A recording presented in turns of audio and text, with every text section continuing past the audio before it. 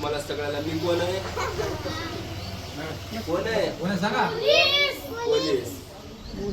तुमचा आवाज तुमच्या घरापर्यंत गेला पाहिजे. सगळ्यात महत्वाचं पहिली एक आठ असेल आपल्याला पाहिजे. वाजवा टाळ्या.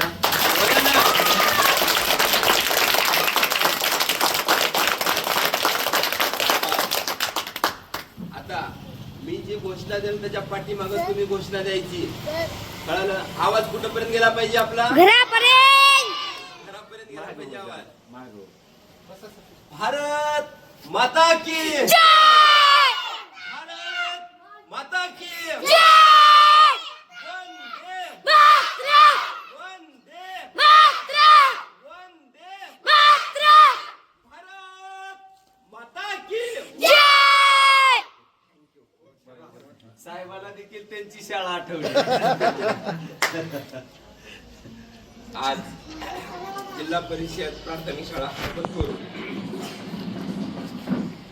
या ठिकाणी मातृभूमी प्रतिष्ठान आयोजित या छोटेखानी पण आयुष्याचा वेध घेणाऱ्या अशा या महत्वपूर्ण सत्कार कार्यक्रमासाठी माझ्या मित्र परिवार, विद्यार्थी विद्यार्थिनी, गावचे प्रतिष्ठित नागरिक, अध्यक्ष सगळ्यांनी मला या ठिकाणी बोलवलं त्याबद्दल मी सगळ्यांचा अगोदर आभारी आहे.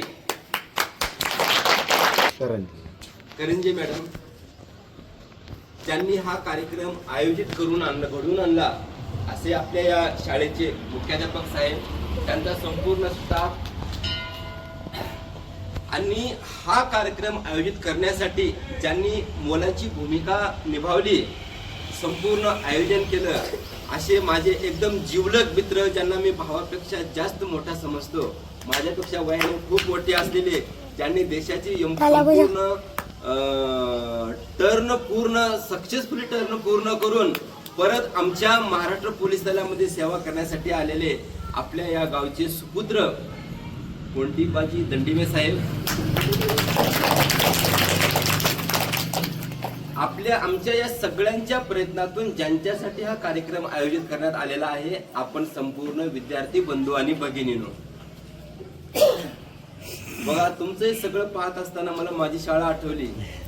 मी पण अशा कुठल्या काय माउंट लिटेरा कुठल्या काय ऑक्सफर्ड युनिव्हर्सिटीचा विद्यार्थी नाही. जिल्हा परिषद प्राथमिक शाळा रावी, तालुका मुखेड, जिल्हा नांदेड ह्या शाळेचा मी विद्यार्थी. आता घरी गेलात ना, घरी गेलात की पहिलं आईला, पप्पाला सांगायचं, बाबाला सांगायचं,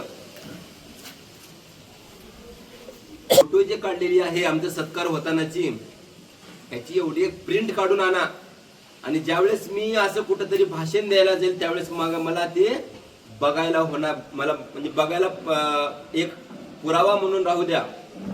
कळलं सगळ्याला? एक फोटो काढून आपल्या घरी ठेवायची. आता आमच्या काळामध्ये एवढे असे काय मोठे मोठे कॅमेरे वगैरे काही नव्हते मॅडम. हा, एक कॅमेरा राहायचा कुठेतरी मुकरा मधला, त्यांना आला, एक काढला आणि ते निघून गेला. एक आठवण असते आपली, बरोबर? म्हणजे अशा या जिल्हा परिषद शाळेमधला मी, माझं शिक्षण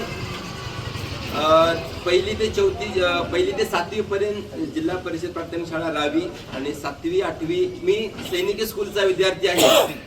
हरिभाऊ घाडगे पाटील माध्यमिक व उच्च माध्यमिक विद्यालय सैनिकी स्कूल, नेवासा पाटा, अहमदनगर जिल्ह्यामध्ये मिलिटरी स्कूलचा विद्यार्थी आहे मी. त्याच्यानंतर परत मुक्रामाबादला आलो आणि मुक्रामाबादला माझं संपूर्ण पुढचं कॉलेजचं शिक्षण झालं.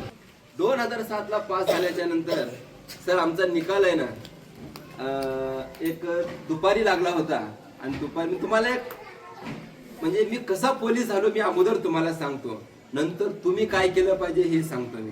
ठीक आहे? आपल्याला आपलं आयुष्य आपल्या पायावर स्वतःच्या कर्तृत्व बळावर स्टँड करण्यासाठी तुम्हाला काय करता येईल हे गोष्टी मी तुम्हाला सांगतो.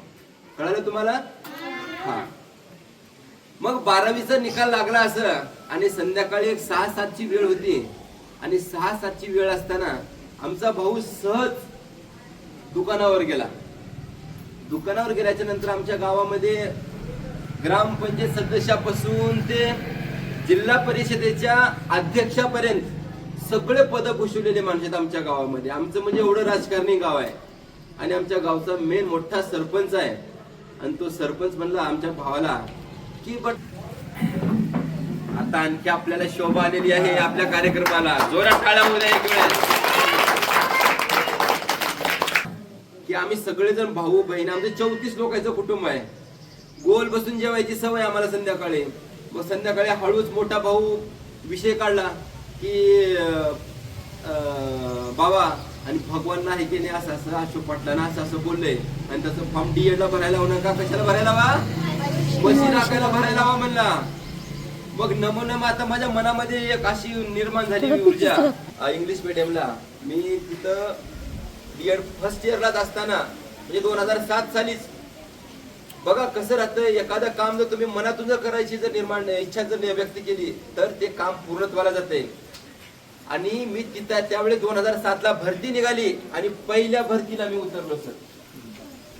रेणापूर ते लातूर फक्त 18 किलोमीटरचं अंतर. पहिल्या भरतीला गेलो आणि पहिल्याच भरतीला माझं सिलेक्शन होऊन गेलं माझं. आणि मी पोलीस झालो.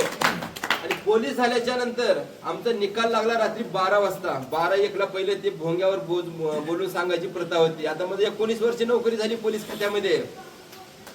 मग भगवान व्यंकटेशगिरी मध्ये नाव पुकारण्यात आलं. मला पण खूप आनंद झाला. आणि मी गावाकडे आलो. आल्याच्या नंतर एक पेड्याचा 1 किलोचा एवढा मोठा घेतलो. काय करून शेतामध्ये तुरीचे शेंगा येचून घेतलो आणि घेऊन त्या पाटलाकडे गेलो पहिलं. आणि त्या पाटलाला आहे की नाही काका म्हणलं पेढे खावा म्हणलं मी त्याला. त्यानं म्हणलं कशाचे पेढे. आणि मी म्हणलोय काका तुम्ही म्हणलो होतं ना मला म्हशी राखायचा फॉर्म भर म्हणलो होतो.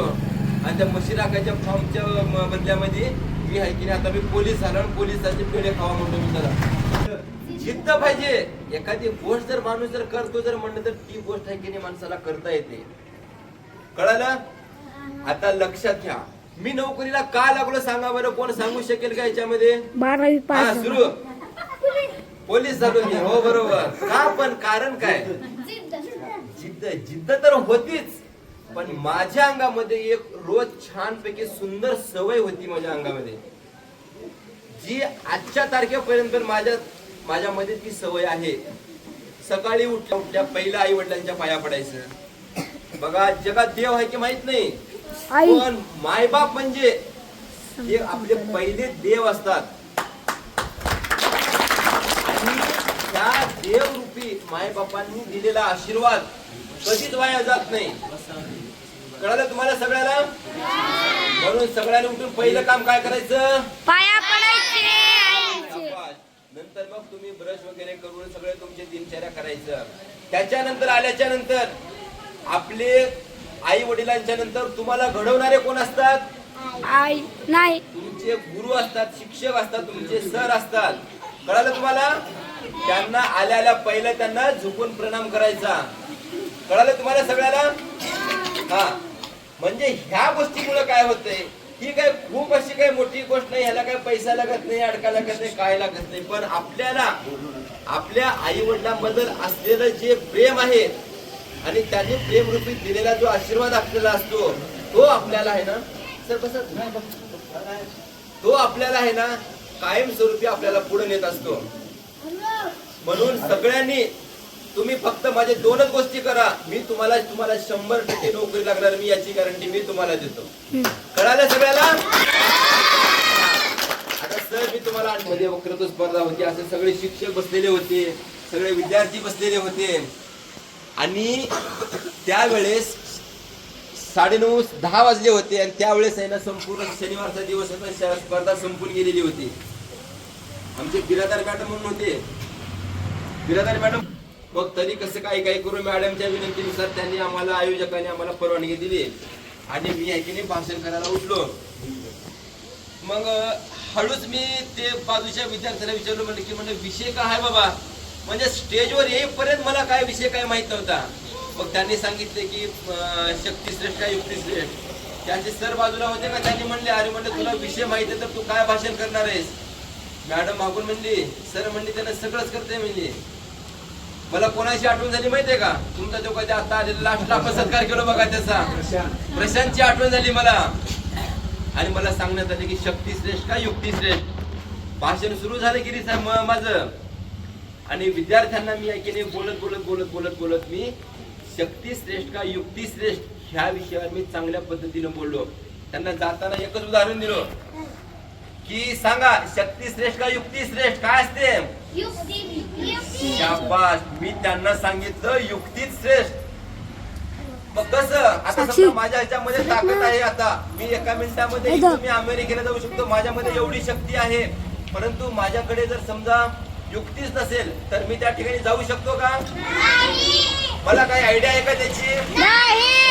अशा पद्धतीने सगळं पटवून दिलं आणि माझा त्या ह्याच्यामध्ये तुम्ही जसं आता सगळ्यांनी जे स्वीकारलो, बक्षीस स्वीकारलं, तुम्ही सगळे मेडल स्वीकारले, त्या पद्धतीने माझा सुद्धा त्या ठिकाणी त्या स्पर्धेमध्ये पहिला क्रमांक आला.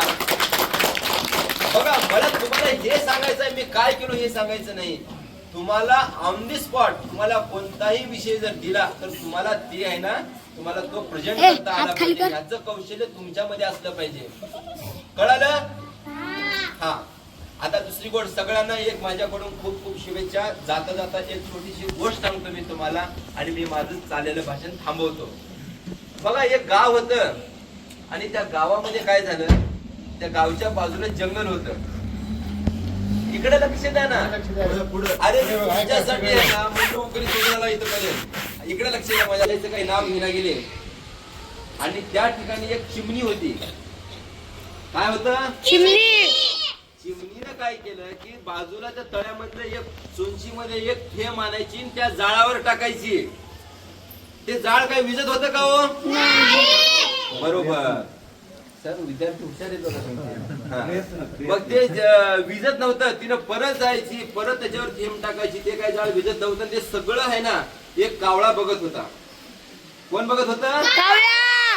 मग कावळा बघत असताना त्याला न राहता पण त्या चिमणीला जाऊन त्याने विचारलाच, म्हणला की चिमणीताई ह्या जंगलाला एवढी मोठी आग लागलेली आहे आणि हे तुझ्या या चोंची मधून आणले, त्या तळ्यातून आणलेल्या एका थेंबानं हे आग तुला विजल असं तुला वाटतंय का? विजल का आग? तसंच त्या चिमणीने बी त्याला उत्तर दिली त्या कावळ्याला की बाबा मला माहित आहे की माझ्या एका चोंचीतल्या थेंबानं ही आग विझली जाणार नाही, परंतु जेव्हा पोलीस डिपार्टमेंट त्या ठिकाणी येईल ही आग विझवायला, जेव्हा फॉरेस्टचे लोक हे आग विझवायला येतील किंवा मिलिटरीचे लोक या ठिकाणी येतील, गावातले चांगले सुशिक्षित चांगले प्रतिष्ठित नामांकित सगळे लोक ते आग विझवायला येतील, ती आग मात्र विझवली जाणार आहे. बरोबर ना? एवढे लोक विझवली किती आग? हा. मग ज्या वेळेस शासनाकडून ही आग विझवण्यासाठी कोण कोण प्रयत्न केले त्याच्यामध्ये आहे ना त्या सगळ्या लोकांसोबत माझं नाव पण त्याच्या खाली कुठंतरी राहणार आहे. कळालं तुम्हाला? माझं नाव कुठंतरी राहणार आहे, तुझं नाव आहे ना कुठं बी राहणार नाही असं त्या चिमणीनं सांगितलं. आता बघा मी तुम्हाला आता ही गोष्ट या ठिकाणी संपली याचं तात्पर्य सांगणार आहे. सर सगळ्यांना माझं एक तुम्हाला सांगतो मी आता की मातृभूमी प्रतिष्ठानकडून ह्या शाळेसाठी फुल नाही फुलाची पाकळी देऊन विद्यार्थ्यांना प्रोत्साहित करण्याचं काम करण्यात आलं. ह्या शाळेच्या मुख्याध्यापक साहेबांनी त्यांच्या संपूर्ण शिक्षक वृंदाला घेऊन विद्यार्थ्यांना घेऊन हा एवढा छानपैकी कार्यक्रम या ठिकाणी आयोजित केला. तुम्ही सगळ्यांनी या ठिकाणी बसून संपूर्ण कार्यक्रम ऐकून घेतला, समजून घेतलात. तुमच्या आयुष्याला काहीतरी थोडंसं मोटिवेशन भेटलं या ठिकाणी. ह्या निसर्गामध्ये आहे ना एक अशी ताकद आहे की ते उपकार कोणाचं कोणी ठेवून घेत नाही. कळालं? तुम्ही सगळ्यांनी दंडीमे सर हे केलेल्या कामाचे उपकार सुद्धा त्या चिमणीचं जसं शासनानं जर ठेवून घेतलं नाही तसं तुमचं सगळ्यांचं सुद्धा हा निसर्ग ठेवून घेणार नाही. तुमच्या ह्या चांगल्या कामाची नोंद नक्कीच आहे ना कुठं होईल असं मी या ठिकाणी आपल्याला सांगू इच्छितो. तुम्हाला सगळ्यांना माझ्याकडून तुमच्या पुढील वाटचालीसाठी लाख लाख लाख लाख शुभेच्छा. आणि एक जाता जाता मी एक हे सांगतो की सर माझ्याकडून पण थोडीशी भेट मी सुद्धा 1000 रुपये तुम्हाला या ठिकाणी या विद्यार्थ्यावर खर्च करण्यासाठी या ठिकाणी देतो. ओके, तर अशा पद्धतीने या ठिकाणी थांबतो. थँक्यू. सगळ्यांनी अभ्यास करायचं, आपल्या आई वडिलांचं नाव कमवायचं, मोठं व्हायचं. ठीक आहे?